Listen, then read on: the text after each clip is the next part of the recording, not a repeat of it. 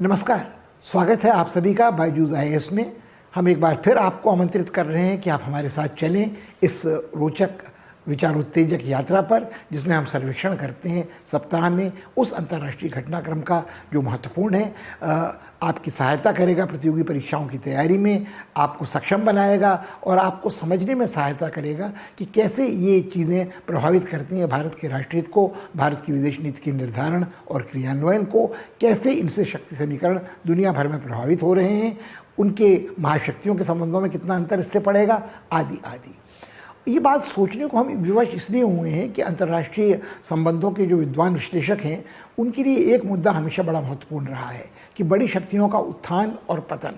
और हमें इस सिलसिले में बात इसलिए याद आ रही है कि कभी जो देश अपने को ग्रेट ब्रिटेन कहता था, एक ऐसा साम्राज्य था जिस पर सूर्य कभी अस्त नहीं होता था, दुनिया की सबसे बड़ी शक्तियों में इसको माना जाता था। क्रमशः उसका एक ह्रास हुआ है, खासकर द्वितीय विश्व युद्ध के बाद से, जब उसका साम्राज्य निरंतर संकुचित होता चला गया है और दो ऐसी महाशक्तियों के उदय से उसकी स्थिति हाशिए पर जाने जैसी हो गई है, जिनमें संयुक्त राज्य अमेरिका और सोवियत संघ, जो आज रूस कहलाता है, इन दोनों शक्तियों का उदय जिस समय द्वितीय महायुद्ध के बाद हुआ, तो ब्रिटेन उस समय बड़ा खस्ता हाल था। भले ही धनजन की बड़ी हानि सोवियत संघ ने भी उठाई थी, मगर सोवियत संघ की लाल सेना यूरोप के लगभग आधे भाग पर कब्जे में थी और वो प्रभावित कर सकती थी यूरोपीय घटनाक्रम को। स्थिति उथल पुथल वाली थी, राजनीतिक अस्थिरता थी, आर्थिक दिवालियेपन की कगार पर यूरोप के अनेक देश थे और फ्रांस और जर्मनी भी, जर्मनी पराजित देश था, फ्रांस पराजित नहीं था, मगर उसकी स्थिति लगभग ग्रेट ब्रिटेन की जैसी थी। बिना अमेरिकी सहायता के वो फिर से अपने पैरों पर खड़े नहीं हो सकते थे। ये बात ठीक है कि ग्रेट ब्रिटेन आज भी सुरक्षा परिषद का एक स्थायी सदस्य है, उसके पास वीटो का निषेधाधिकार है, वो अटलांटिक भाईचारे का सदस्य है, नाटो में उसकी भूमिका सक्रिय रही है और कहीं ना कहीं अमेरिका उसे अपना भरोसेमंद संधि मित्र और साझीदार सामरिक मानता है। मगर जहाँ तक ब्रिटेन की असलियत है, हाल के वर्षों में उसकी स्थिति निरंतर कमज़ोर होती गई है। एक बरतानवी प्रधानमंत्री ने तो यहाँ तक स्वीकार किया था कि आज वह एक तीसरे दर्जे की अंतर्राष्ट्रीय शक्ति है। इतना कठोर यदि आप न भी हों तो इस बात को हमें स्वीकार करना पड़ेगा कि आज ग्रेट ब्रिटेन अपने नाम के साथ जो ये लगा हुआ है महान ब्रिटेन, वो महानता का दावा बहुत आसानी से प्रमाणित नहीं कर सकता। इसके अनेक कारण हैं, जिनमें सबसे महत्वपूर्ण कारण शायद यह है कि पिछले अनेक दशकों से ब्रिटेन अपनी इस पस्ती को छुपाने में सक्षम रहा था जब तक वह यूरोपियन समुदाय का सदस्य था। जब से उसने ब्रेक्सिट के बाद यूरोपीय समुदाय की सदस्यता छोड़ी है, उसका खोखलापन, उसकी असमर्थता सामने आने लगी है। ब्रिटेन का दावा यह था कि वो ब्रेक्सिट इसलिए कर रहा है, छोड़ रहा है यूरोपियन समुदाय को, कि वो अपनी संप्रभुता और खोई हुए गौरव को पुनः हासिल कर सके। मगर यहाँ चुनौतियाँ कुछ ऐसी विकट उसके सामने खड़ी हो गई हैं कि जो यूनाइटेड किंगडम यानी संयुक्त ब्रिटेन वाला राज्य कहलाता था, उसमें उसकी एकता में भयंकर दरार पड़ गई है। आयरलैंड वाले कसमसा रहे हैं, ब्रेक्सिट का क्या कुप्रभाव उन पर होगा, जो समुद्र में कस्टम्स बाधा बनेगी, बैकस्टॉप बनेगा, उससे उनकी आर्थिक स्थिति कितनी ख़राब होगी। और ऐसा ही असंतोष स्कॉटलैंड में भी है। ये बात भी स्वीकार करनी पड़ेगी कि वेल्स वासी भी अपने को दोयम दर्जे का नागरिक ही मानते हैं। तो जो एक इंग्लैंड का बहुत प्रतिष्ठित पत्रिका है लंदन इकोनॉमिस्ट, उसने तो यहाँ तक कह डाला है कि यूनाइटेड किंगडम यूके जो कहलाता था, उसका अगर आप विस्तार करेंगे तो वो अनटाइड किंगडम होने जा रहा है। इन सब बातों पर विचार करने के लिए हम इसलिए भी विवश हुए हैं कि ब्रिटेन के प्रधानमंत्री बोरिस जॉनसन की भारत यात्रा का कार्यक्रम, जो एक बार कोविड के कारण स्थगित हो चुका है, दोबारा अधर में लटका नज़र आ रहा है। यदि किसी कारण वो पहुंच भी सकते हैं तो क्या कुछ इससे वो हासिल कर पाएंगे, उसमें शक की गुंजाइश है। दूसरी ओर बोरिस जॉनसन का प्रयास यह है कि वो ग्लासगो में 26वीं कॉन्फ्रेंस ऑफ पार्टीज़ आयोजित कर रहे हैं। ये भी एक बार स्थगित की जा चुकी है, जिसके बारे में लोगों के मन में ये आशा थी कि पेरिस शिखर सम्मेलन में जो समझौता किया गया था, जिसको ट्रंप ने लगभग गतिरोध के कारण नष्ट कर दिया था, अब शायद आगे बढ़ाया जा सके। मगर ब्रिटेन जो खुद इस समय इतने आंतरिक संकटों से घिरा है, चुनौतियों का सामना कर रहा है, क्या वो नेतृत्व प्रदान कर सकता है इस शिखर सम्मेलन को? तो ये दोनों महत्वपूर्ण मुद्दे जो आपस में जुड़े हैं, ब्रिटेन की शक्ति का ह्रास और मौसम बदलाव की राजनीति में उसकी भूमिका और भारत के हित यहाँ कहाँ जुड़े हैं, इन मुद्दों पर हम विचार करेंगे इस बार।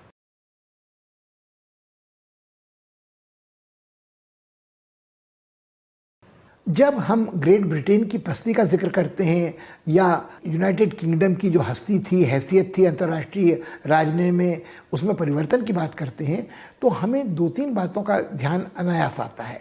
हाल में कुछ ऐसा हुआ है कि जब से ब्रेक्सिट की घोषणा बरतानवी प्रधानमंत्री ने की और एक हार्ड ब्रेक्सिट, जिसे कहते हैं कि कठोर निर्मम ब्रेक्सिट करके भी उन्होंने कहा, भले ही थोड़े समय के लिए हमें नुकसान हो सकता है, परंतु मेरा प्रयास ये है कि मैं ब्रिटेन के गौरव को वापस लौटा के ला रहा हूँ, ब्रिटेन की संप्रभुता को वापस लौटा ला रहा हूँ। इसके कारण जो तनाव पैदा हुआ था आयरलैंड के साथ, वो थोड़ा विस्फोटक रूप लेने लगा है और बेलफास्ट में दंगे फसाद भड़क गए हैं जिन पर काबू पाने में पुलिस असमर्थ रही है। उन्होंने अपील की है सामुदायिक नेताओं से कि अपने बच्चों को, युवकों को घरों में रोकिए, तोड़फोड़ में असामाजिक तत्वों के साथ न जाने दीजिए, मगर वो एक तरह से नाकाम साबित हुए इस हिंसा को रोकने में। फिलहाल हिंसा भले ही रुक भी गई हो, मगर ये हिंसा जिस समय इसका विस्फोट हुआ, वो विडंबना यह थी कि वह गुड फ्राइडे समझौता जो 98 में जिसमें हस्ताक्षर किए गए थे, उसके आसपास ही ये सब घट रहा था। और 3 दशकों के गृहयुद्ध जैसी स्थिति में गुजरने के बाद, रक्तपात के बाद, जब गुड फ्राइडे समझौते पर हस्ताक्षर हुए थे और उसमें जो आयरलैंड का पक्ष था उसके प्रतिनिधि को नोबेल पुरस्कार भी, शांति पुरस्कार मिला था, उसके बारे में तब ये उम्मीद जगी थी कि अब शांति और सुलह स्थापित हो सकेगी। मगर जो एक और बात की ओर हम ध्यान दिलाना चाहते हैं वो ये है कि पश्चिमी देश ग्रेट ब्रिटेन समेत, अमेरिका समेत, अनेक यूरोपीय देशों समेत बार बार इशारा करते हैं एशिया, अफ्रीका के उन देशों की ओर जहां धार्मिक, सांप्रदायिक उन्माद और बैर के कारण दंगे भड़कते हैं, रक्त रंजित हिंसा का विस्फोट होता है और देशों का विभाजन होता है। वो बड़े कौशल से अपने दामन के दागों को छुपा लेते हैं, किसी का ध्यान इस ओर नहीं जाने देते हैं। मसलन आयरलैंड में ही कि लगभग 3 दशक तक कितना खून खराबा चल रहा था। जो आयरिश रिपब्लिकन आर्मी थी उसको एक आतंकवादी संगठन घोषित किया गया था। निश्चित रूप से उसकी कई हरकतें ऐसी थी जो आतंकवादी थी, जैसे एक बम धमाके में लॉर्ड माउंटबेटन की जान गई थी जब वो छुट्टियां मना रहे थे आयरलैंड में। और उन्होंने भले ही बहुत सारे निर्मम तरीके से निरीह नागरिकों को मारा हो, ब्रिटेन खुद ये नहीं कह सकता है कि उसकी सेना ने, उसके खुफिया एजेंसियों ने ऐसे काम नहीं किए थे। उन्होंने भी मानवाधिकारों का हनन किया था। और जो विभाजन आयरलैंड का लगभग 100 साल पहले हुआ था, आयरिश गणराज्य और उत्तरी गणराज्य में, वो लगभग साल भर बाद फिर गुड फ्राइडे समझौते के आसपास ही पूरी तरह से तहस नहस होता नजर आ रहा है। और इसकी शुरुआत हुई है ब्रेक्सिट के कारण। यदि ब्रेक्सिट, हार्ड ब्रेक्सिट की जिम्मेदारी बोरिस जॉनसन ने ईमानदारी के साथ, पारदर्शिता के साथ उठाई होती तो इतना शायद कलह न होता। मगर उस समय जिनके बारे में कहा जाता है बोरिस जॉनसन अक्सर सच के बारे में कंजूसी करते हैं, कुछ लोग उन्हें सरासर झूठा भी बोलते हैं। उन्होंने कहा था कि आयरलैंड के सभी हितों को वो अपने ध्यान में रखते ही कोई समझौता करेंगे। मगर तब भी जो आयरिश बैकस्टॉप था उसको लेकर इस संवाद में काफ़ी अड़चनें आती रही थी, कुछ मछली पकड़ने के संबंधों को लेकर, मगर ज़्यादा बड़ी अड़चन आयरलैंड को लेकर थी। मगर आयरलैंड की बात करने के पहले शायद इतिहास के पन्नों को पलटना हमारे लिए बेहद ज़रूरी है। आयरलैंड को सीधे आयरलैंड पर कब्जा किया था ब्रिटेन ने, इंग्लैंड ने 1801 में, जब आयरलैंड की संसद भंग कर दी गई थी। और 19वीं सदी में कई बार आयरलैंड के विद्रोहों का सामना करना पड़ा था, कभी अकाल के कारण, कभी फसल के नुकसान के कारण। आयरलैंड वालों की व्यथा और हमेशा शिकायतें रही है कि इंग्लैंड वाले उनके साथ दोयम दर्जे का व्यवहार करते थे। आयरलैंड एक आंतरिक उपनिवेश सा बन गया था और ये बीच बीच में हिंसा का विस्फोट होता रहता था। मगर जिस समय तक ब्रिटेन एक बड़ा राज्य था, चाहे वो आयरलैंड हो, चाहे वो स्कॉटलैंड हो, चाहे वो वेल्स हो, इन उसकी इकाइयों को लगता था कि वो भी एक गौरवमय साम्राज्य का हिस्सा हैं। और उस साम्राज्य के कारण जो उपनिवेशों की लूट खसोट अन्यत्र हो रही थी, उसका कुछ न कुछ लाभ उनको मिलता रहता था और वो अपना महिमा मंडन ग्रेट ब्रिटेन के रूप में होते देना चाहते थे। ये स्थिति बदल गई जब से इंग्लैंड की पस्ती द्वितीय महायुद्ध के बाद आई, जिसका जिक्र हम पहले कर चुके हैं। मगर आयरलैंड के बारे में ये बात सोचने लायक है कि आयरलैंड के 2 हिस्सों में सांप्रदायिक हिंसा का बड़ा पुराना इतिहास है।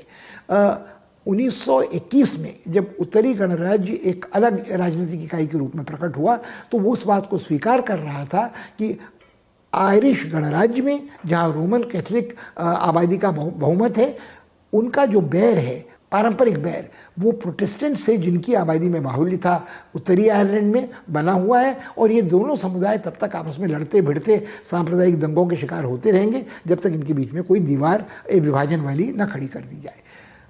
ये स्थिति कुछ समय तक तो काम आती रही, और चूंकि बीच में द्वितीय विश्व युद्ध का अंतराल आ गया, ब्रिटेन के साम्राज्य का ह्रास हुआ, तो ये जो जोखिम था ये हाशिए पर चला गया। मगर 1970, 80, 90 के दशक में इसने एक बेहद चिंताजनक रूप ले लिया था और उस पर काबू पाने में ब्रिटेन लगभग असफल रहा था। ब्रिटेन की आशा ये थी कि जब गुड फ्राइडे समझौते पर हस्ताक्षर हो जाएंगे तो आयरिश रिपब्लिकन आर्मी हिंसा का पथ छोड़ देगी, सिन फेन वास्तव में सरकार का हिस्सा बनने को तैयार हो गई। पर यह आशा अंततः निर्मूल साबित हुई है, और उसका सबसे बड़ा कारण फिर ब्रेक्सिट ही है, क्योंकि आयरलैंड ने स्वीकार किया है यूरोपीय समुदाय का सदस्य रहना, ताकि वो सीमा शुल्कों से मुक्त रहे, उसके नागरिक इच्छानुसार जाकर यूरोपीय समुदाय के देशों में रह सकें, कोई रोक टोक उसके सामान के उत्पाद के निर्यात की न हो। अब इसमें संकट ये है कि एक ओर उत्तरी आयरलैंड की सीमाएं खुली हैं आयरिश गणराज्य के प्रति, जिसके साथ उसके संबंध हाड़ रक्त मांस मज्जा के ऐतिहासिक हैं, सांप्रदायिक वैमनस्य को दरकिनार करते हुए। दूसरी ओर संकट यह है कि आयरलैंड की सीमा ग्रेट ब्रिटेन के साथ जुड़ी हुई है, जिसकी वो एक इकाई है, और अगर इसमें कोई सीमा शुल्क लगते हैं तो फिर दूसरी तरह की परेशानियां पैदा होती हैं। बोरिस जॉनसन का ये कहना था कि आयरिश बैकस्टॉप वो नहीं होने देंगे, मगर उनका हठ ये निरंतर बरकरार है कि जो जैसा एक जुआरी दांव पे सब कुछ लगाता है और सोचता है कि सब कुछ अच्छा होगा। पहले उन्होंने कहा कि ये जो ब्रेक्सिट है इसके क्रियान्वयन की समय सीमा बढ़ाई जाए, वो बढ़ाई भी गई। फिर उनको ये लगा कि यदि वो पलक नहीं झपकाएंगे, धौंस धमकी करते रहेंगे, तो ये सीमा और कुछ समय के लिए बढ़ाई जा सकेगी। मगर अब तक ये बात स्पष्ट हो चुकी है कि जनवरी से 30 दिसंबर 2020 तक पहले सीमा बढ़ी थी, और उसके बाद भी हम लगभग 4-5 महीने आगे आ चुके हैं। तो अब कोई भी आदमी ब्रिटेन के साथ कोई रियायत करने को ब्रसल्स में, बेल्जियम में तैयार नहीं है। अब भले ही ज़मीन पर कोई बैकस्टॉप नहीं है, मगर समुद्र में काफ़ी आगे एक ऐसा जांच केंद्र बनाया गया है जो निरीक्षण कर सके उत्तरी आयरलैंड से जाने वाले निर्यात का, वहाँ आने वाले आयात का। क्योंकि यूरोपीय समुदाय के मन में यह आशंका है कि यदि ऐसा कुछ नहीं किया गया तो इसका लाभ बेईमानी से, नाजायज़ तरीके से ब्रिटेन उठा लेगा। क्योंकि जो ब्रिटेन ने बिल्कुल बोरिस जॉनसन के नेतृत्व में ये बात स्वीकार करने से इनकार कर दिया है, कड़े अपने आंतरिक विरोध के बावजूद, कि वो उन मानकों को स्वीकार नहीं करेंगे जो खाद्य पदार्थों पर, मांस, मछली, फलों आदि पर हैं, मानक हैं यूरोपीय समुदाय के। दवाइयों के क्षेत्र में, क्योंकि संप्रभुता का अर्थ ये था कि उनके अपने मानक होंगे। यूरोपीय समुदाय यहाँ तक मानने को तैयार है कि यदि उनके मानक समकक्ष हैं यूरोपीय समुदाय के मानकों के, तो कुछ रियायतें शायद और की जा सकती हैं। मगर ब्रिटेन इसके लिए तैयार नहीं है, और यदि वो मानक मानने को, समकक्ष करने को तैयार ही है, तो फिर पूरा तर्क ही बेकार हो जाता है कि उसने यूरोपीय समुदाय को छोड़ा क्यों था। अब समस्या एक और है, यदि मान लीजिए मानक कुछ समय के लिए समकक्ष हो भी जाते हैं, तो तब भी ये जांच करनी पड़ेगी कि क्या वो मानक वास्तव में समकक्ष हैं, उनका उल्लंघन तो नहीं किया जा रहा है, उनका नाजायज फ़ायदा तो कोई औद्योगिक इकाई नहीं उठा रही है, क्या उत्तरी आयरलैंड तक पहुंचने वाली सामग्री पिछले दरवाजे से इंग्लैंड में तो नहीं पहुंच रही है। तो ये सारी समस्याएं अपनी जगह पर बरकरार हैं, और आज भले ही सांप्रदायिक हिंसा की चुनौती सबसे बड़ी नहीं है, सांप्रदायिक हिंसा की चुनौती, मगर जब हिंसा भड़कती है तो उसके कारण बुनियादी तौर पर आर्थिक हैं। यदि आयरलैंड वासियों को ये लगता है, उत्तरी आयरलैंड वासियों को, कि ब्रेक्सिट जिस प्रकार अपनाया जा रहा है उससे उनके रोज़गार को नुकसान हो रहा है, उनके उद्योग धंधों को नुकसान हो रहा है, और जो आर्थिक कष्ट पैदा हो रहा है, इससे जो उत्तेजित बेरोज़गार युवा हैं वो उनका आकर्षण बढ़ रहा है उन असामाजिक तत्वों की ओर जो नशाखोरी की ओर उन्हें ले जाते हैं और उपद्रव के लिए उन्हें प्रेरित करते हैं। इससे भी बड़ा संकट ब्रिटेन के लिए यह है कि आयरलैंड का जो घटनाक्रम है वो भड़का रहा है, उत्तेजित कर रहा है स्कॉटलैंड में भी इस तरह के असंतोष को।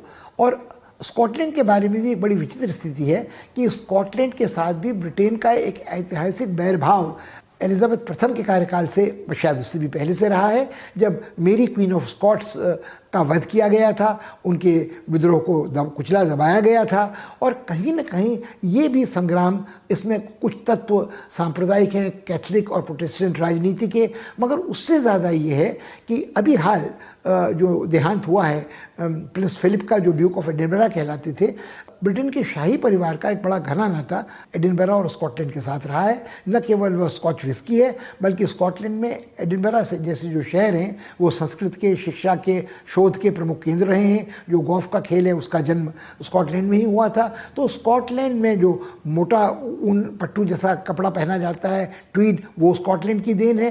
तो ये स्कॉटलैंड की कई चीज़ें ऐसी हैं जो ब्रिटेन की अस्मिता का, ग्रेट ब्रिटेन की अस्मिता का हिस्सा है। शायद इस कारण स्कॉटलैंड का असंतोष कभी उतना रक्त रंजित रूप नहीं ले सका जितना आयरलैंड के विद्रोह ने लिया है। मगर आज फिर ब्रेक्सिट के कारण ये चिंता बढ़ रही है। स्कॉटलैंड की राजनीतिक व्यवस्था में एक बड़ा अजब सा प्रावधान है कि यदि स्कॉटलैंड वासी चाहें तो वो यूनाइटेड किंगडम से अलग होने के लिए जनमत संग्रह करवा सकते हैं। हाँ, पेच ये है कि इस जनमत संग्रह को स्वीकृति देने के लिए ब्रिटेन के प्रधानमंत्री का सहमत होना ज़रूरी है, और ब्रिटेन के वर्तमान प्रधानमंत्री ये स्पष्ट कर चुके हैं कि वो किसी भी तरह इस तरह का काम नहीं होने देंगे।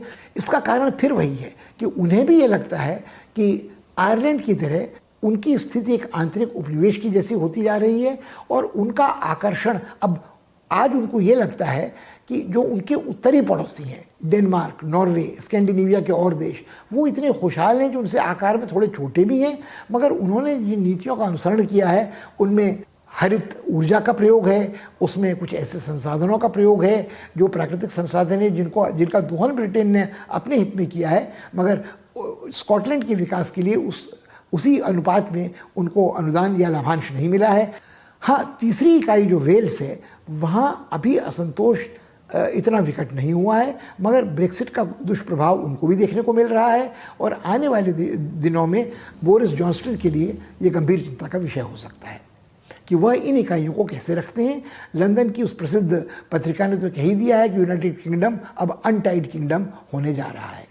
अब सोचने लायक बात यह है कि इन परिस्थितियों में क्या बोरिस जॉनसन भरोसेमंद सामरिक साझेदार बन सकते हैं संयुक्त राज्य अमेरिका के, या वो नेतृत्व की क्षमता उनमें है जो वो ग्लासगो में उस सम्मेलन का आयोजन कर रहे हैं, जो पेरिस शिखर सम्मेलन में जो समझौता हुआ था मौसम बदलाव के बारे में, जिसमें गतिरोध आ गया था ट्रंप के बाहर निकल जाने के कारण, उसको क्या वो आगे बढ़ा सकते हैं। अब भारत के लिए ये सोचना बड़ा महत्वपूर्ण हो जाता है कि हम किस तरह से अपने रिश्तों का विश्लेषण और पुनर्परिभाषण करें ब्रिटेन के संदर्भ में। ब्रिटेन के प्रधानमंत्री की भारत यात्रा एक से अधिक बार स्थगित हो चुकी है, और आज सवाल यह है कि इस तरह की यात्रा से क्या कोई सार्थक उपलब्धि ब्रिटेन को भारत की तरफ से या भारत को ब्रिटेन की ओर से हो सकती है।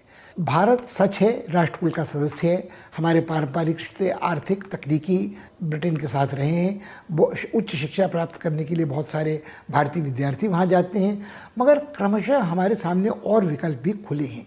और ब्रिटेन इस समय जिस हालात में जिन आंतरिक चुनौतियों से जूझ रहा है, उनको देखते ऐसा नहीं जान पड़ता कि भारत के प्रधानमंत्री और ब्रिटेन के प्रधानमंत्री की व्यक्तिगत गर्मजोशी से दोस्ती का इजहार किया जाना हमारे राष्ट्रहितों की रक्षा के लिए काफ़ी रहेगा। भारत के लिए ये सोचना बहुत बेहद ज़रूरी है कि जो घटनाक्रम है उसमें भारत के क्या रिश्ते ब्रिटेन के साथ होंगे और उनका क्या अनुपात उन रिश्तों के साथ होगा जो भारत के रिश्ते यूरोपीय समुदाय के साथ हैं, भारत के रिश्ते अमेरिका के साथ हैं, और भारत के रिश्ते खाड़ी देशों के साथ हैं, सऊदी अरब के साथ हैं। ये सब ग्रेट ब्रिटेन के साथ हमारे रिश्तों से अछूते हैं, बिल्कुल अलग से हैं। तो इनके बारे में कोई संतुलित करने की ज़रूरत हमें नहीं है। हमें दीर्घकालीन दृष्टि से भारत और ब्रिटेन के रिश्तों की पड़ताल करनी चाहिए और तब अपने विवेक से किसी नीति का निर्धारण करना चाहिए।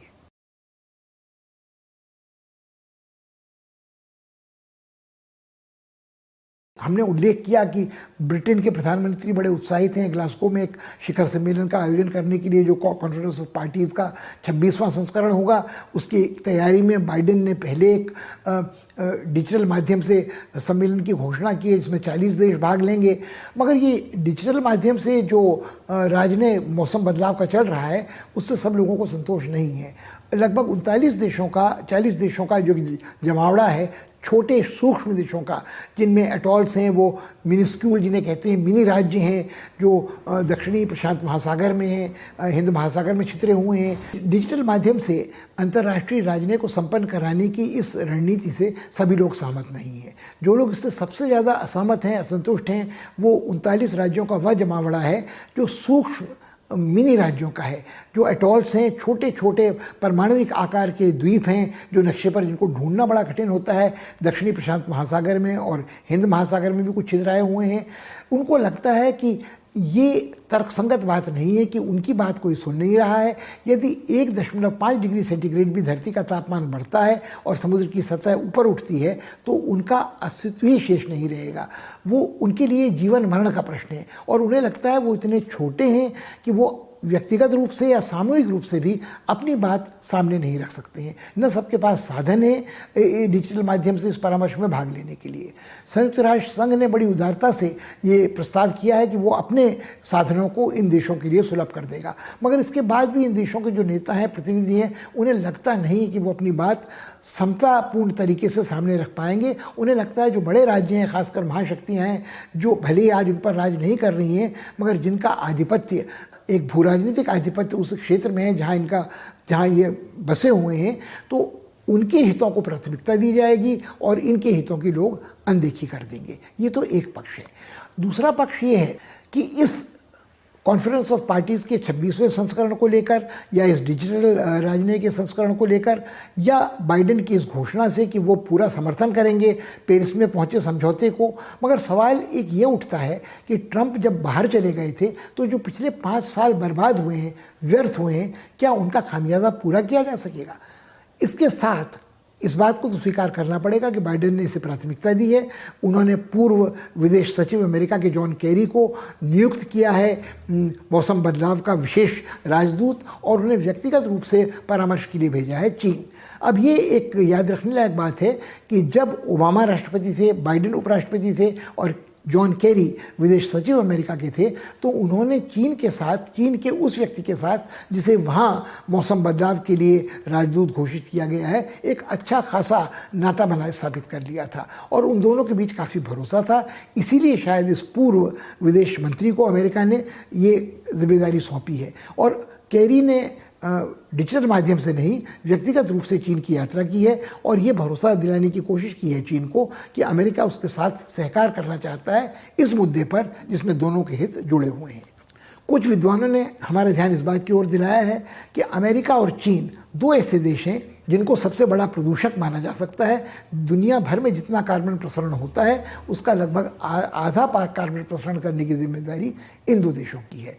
अमेरिका भी फॉसिल फ्यूलों से, फॉसिल ईंधनों से, तेल गैस से कमाई करता है। उसका राजनीतिक प्रभुत्व दुनिया के उन देशों पर जिनकी ऊर्जा सुरक्षा के लिए तेल और गैस की ज़रूरत है इस पर निर्भर करता है।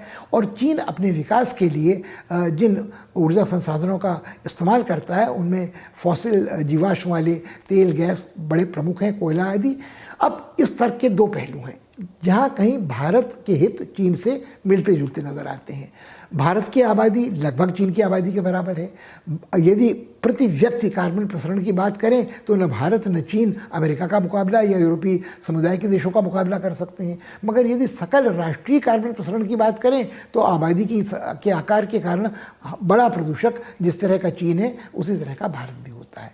मगर यहाँ एक राजनीति में अंतर है जहाँ चीन निरंतर ये दावा करता है कि वह आज भी विकसित देश नहीं है। भले उसकी अर्थव्यवस्था का परिमाण भारत की अर्थव्यवस्था से कई गुना बड़ा है, उसकी अर्थव्यवस्था दुनिया की दूसरी सबसे बड़ी अर्थव्यवस्था है, पर वह अपने को विकासशील देश ही मानता है। और उसका तर्क ये रहता है कि विकासशील देश को अपने विकास के लिए उन सभी ऊर्जा संसाधनों का प्रयोग करने की स्वाधीनता होनी चाहिए जिन पर उसका संप्रभु अधिकार है। कोई बाहरी देश को ये आज तय करके नहीं बता सकता कि आप अपने किन संसाधनों का उपयोग करें और किन का न करें। चीन का तर्क ये भी रहता है कि वो स्वेच्छा से वो प्रतिबंध स्वीकार करने को तैयार है अपने ऊपर कि एक समय सीमा के भीतर हम शून्य कार्बन प्रसरण का लक्ष्य प्राप्त कर लेंगे। शून्य कार्बन प्रसरण का लक्ष्य का अर्थ है कि जितना कार्बन प्रसरण कोई देश करता है उतना ही वो वापस सोख लेगा, वो हरित ऊर्जा के उतने ही साधनों को, वैकल्पिक साधनों को स्थापित करेगा और कुल जमा शून्य कार्बन प्रसरण निकलेगा। अब भारत का दुर्भाग्य कहिए या मतिमंदता कहिए, वो अपने को विकसित देशों की बिरादरी में शामिल करने के लिए इतना उतावला रहता है कि वो अपने विकासशील होने का, अपनी गरीब होने का उल्लेख करता ही नहीं है।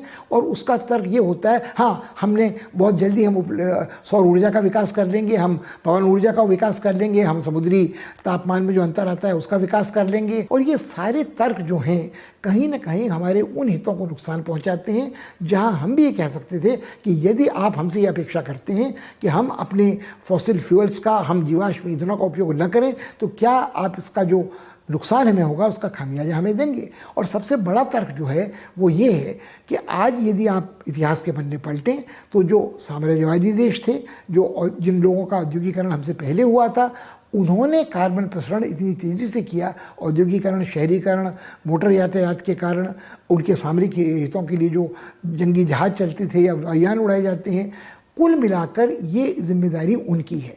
तो आज से करीब 3 दशक पहले 1992 में संयुक्त राष्ट्र ने फ्रेमवर्क कन्वेंशन की शुरुआत की थी, United Nations framework convention on climate change. ये तब से लोगों का ध्यान इस ओर गया है कि पर्यावरण का राजनय और पर्यावरण की राजनीति सिर्फ प्रदूषण, सिर्फ जोखिम भरे कचरे के निपटान से नहीं है, कहीं न कहीं उसका संबंध मौसम बदलाव से भी है। यदि आप याद करें तो सबसे पहला शिखर सम्मेलन स्टॉकहोम में 1972 में हुआ था। तब मौसम बदलाव का मुद्दा महत्वपूर्ण नहीं था, प्रदूषण का मुद्दा महत्वपूर्ण था। और वहाँ भाग लेने वाले अंतर्राष्ट्रीय नेताओं में श्रीमती गांधी अकेली बड़ी नेता थी। उन्होंने 2 मुहावरे गढ़े थे और दिए थे जो बड़े लोकप्रिय हुए कि गरीबी सबसे बड़ा प्रदूषक है और प्रदूषक को ही प्रदूषण की जिम्मेदारी स्वीकार करनी चाहिए और उसका खामियाजा भुगतना चाहिए। अर्थात जिन विकसित देशों ने प्रदूषण फैलाया है और उन प्राकृतिक संसाधनों का दोहन किया है जो उनके उपनिवेशों में थे, तो उनकी ये जिम्मेदारी है कि वो तकनीकों को सुलभ कराएं जिससे गरीब देश, विकासशील देश प्रदूषण को नियंत्रित कर सकें, जहरीले कचरे का निपटान कर सकें। करीब 20 वर्ष तक यही प्राथमिकताएं जैव विविधता की बनी रही, मगर 1990 के दशक के आरंभ तक ये बात बिल्कुल स्पष्ट हो चुकी थी कि मौसम धरती का बदल रहा है, तापमान तेज़ी से बढ़ रहा है और उसके नाना अप्रत्याशित प्रभाव हो रहे हैं। कहीं जिसे एक्सट्रीम वेदर इवेंट्स कहते हैं, ऐसी अकस्मात आपातकालीन भौगोलिक घटनाएं मौसम से जुड़ी हुई, आबोहवा से जुड़ी हुई, कहीं बाढ़ आती थी, कहीं बादल फटते थे, कहीं मिट्टी सरक कर आती थी, कहीं जंगलों में अचानक आग स्वयं लगती थी, कहीं जैव विविधता नष्ट हो रही थी, कहीं बर्फ़ की बड़ी बड़ी चट्टानें टूट रही थी ध्रुव क्षेत्र में या अंटार्कटिक क्षेत्र में।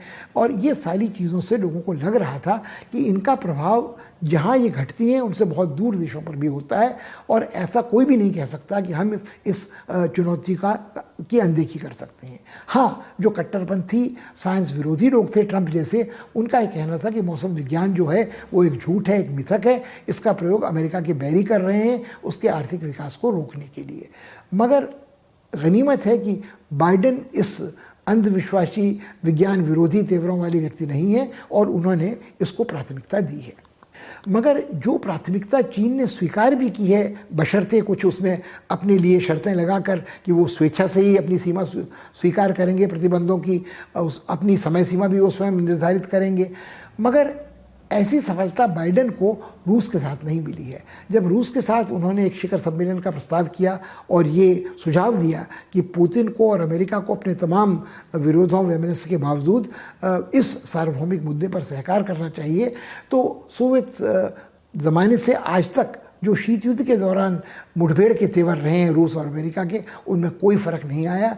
और रूस के प्रतिनिधि ने ये बात साफ साफ कही कि यदि अमेरिकी राष्ट्रपति पुतिन को हत्यारा कहते हैं, हमारे आंतरिक मामलों में दखलंदाजी करते हैं, ये हमारा दानवीकरण करते हैं कह के कि हम मानवाधिकारों का उल्लंघन करते हैं, और वो ये कहते हैं कि रूस के साथ हमारे संबंध बैर जैसे हैं, हमारे राजनयिकों का बहिष्कार करते हैं, तो हम जवाबी कार्रवाई हमेशा जैसी अमेरिका ने की है वैसी करते हैं। मगर हम क्यों फिर इस बार सहकार करें और हम कैसे इस बात को स्वीकार करें कि अमेरिका के साथ किसी भी सहकार पर कोई भरोसा किया जा सकता है।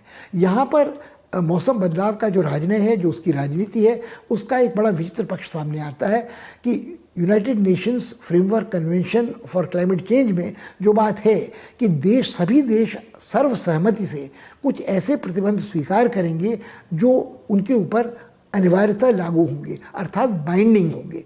मगर यदि कोई संधि जिस पर अमेरिका जैसी महाशक्ति ने हस्ताक्षर किया हो, वो संधि को भी दरकिनार कर उस समझौते से बाहर निकल जाए, तो फिर संधि की पवित्रता कहाँ रह जाती है, संधि का संरक्षण कितना महत्वपूर्ण रह जाता है। ये चिंता छोटे देशों की भी है, ये चिंता विकासशील देशों की भी है कि इस बहाने हमसे तो कुछ रियायतें वसूल कर ली जाएंगी, मगर जब किसी बड़ी शक्ति का मन करेगा तो वो इस संधि का, इस समझौते का उल्लंघन करेगा।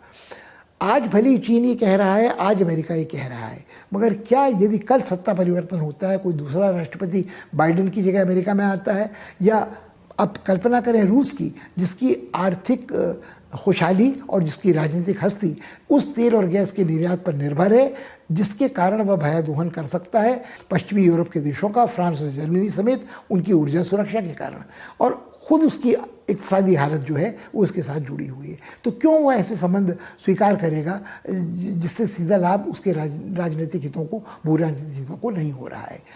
चीन हो या रूस, इनका एक तर्क ये भी है कि सहमति मौसम बदलाव की राजनीति पर तभी आ सकती है जब कोई भी देश इसका भू राजनीतिक उपयोग न करे। अब यहाँ हमेशा हर देश दोहरे मानदंडों का उपयोग करता है, तो ये एक पाखंड कहिए, दोहरे मानदंड कहिए, इससे भारत भी पूरी तरह से मुक्त नहीं है। हमने कुछ देर पहले ये स्वीकार किया था कि भारत ये चर्चा करता है कि वो तो विकसित देश लगभग हो चुका है, तो वो विकासशील देशों की बिरादरी में नहीं है। वो उसके हित लगभग कमोबेश वो उसी तरह परिभाषित करता है जिस तरह बड़े देश या उसका नया मित्र अमेरिका करता है, यूरोपीय समुदाय के देश करते हैं। भारत के पर्यावरण मंत्री ये घोषणा करते हैं कि भारत ने बहुत तेज़ प्रगति की है, हमारी महत्वाकांक्षा नित बढ़ती जाती है, मगर इन अमूर्त घोषणाओं का कोई अर्थ नहीं है। आंकड़े क्या कहते हैं? क्या हमारी अर्थव्यवस्था को इससे नुकसान हुआ है कि नहीं हुआ है? क्या जैव विविधता नष्ट हुई है कि नहीं हुई है? क्या हमारी सामर्थ्य ऐसी है कि हम अंतर्राष्ट्रीय मौसम बदलाव के राजनीति में सार्थक सक्षम हस्तक्षेप कर सकते हैं? पहले पहल भारत इस हालत में था कि वो राजनीति में नेतृत्व प्रदान कर सकता था अन्य विकसित विकासशील देशों को, अन्य नन्हे देशों को। आज अपने पड़ोस के देशों के साथ उसका मतैक्य नहीं है। और यदि आप देखें तो हाल के दिनों में जब कोविड महामारी फैली थी तो कुछ लोगों को लगा था चलो बड़ा अच्छा हुआ, लोग घरों में बंद रहेंगे, यातायात के साधन पर रुकावट आएगी और प्रदूषण कम होगा। मगर जैसे ही थोड़ी सी रियायत हुई तो प्रदूषण फिर अचानक बहुत तेज़ी से बढ़ने लगा। कुल मिलाकर जो असली चुनौती है वो ये है कि सार्वभौमिक मुद्दे, वो महामारी से लड़ना हो या मौसम बदलाव की राजनीति हो, कुछ देशों के लिए विशेषता जटिल समस्या उत्पन्न करते हैं, जिनमें भारत एक है। क्योंकि भारत की आबादी इतनी बड़ी है, भारत का आकार इतना विपुल है कि न तो वह किसी देश का बगल बच्चा बन सकता है और न वो यह बात जो ज़मीनी हकीकत है उसको अस्वीकार कर सकता है कि आज उसकी स्थिति इस राजनीति में समर्थ सार्थक हस्तक्षेप करने की बहुत सीमित है। ये बात हमें अपने ध्यान में रखनी चाहिए और हम चर्चा करेंगे आने वाले साक्षात्कारों में आपके साथ वैक्सीन के राजनीति की, वैक्सीन की राजनीति की, वैक्सीन की अंतर्राष्ट्रीयता की। ये सब बातें हैं, ये भी एक सार्वभौमिक मुद्दा है, पर उसका चर्चा बाद में।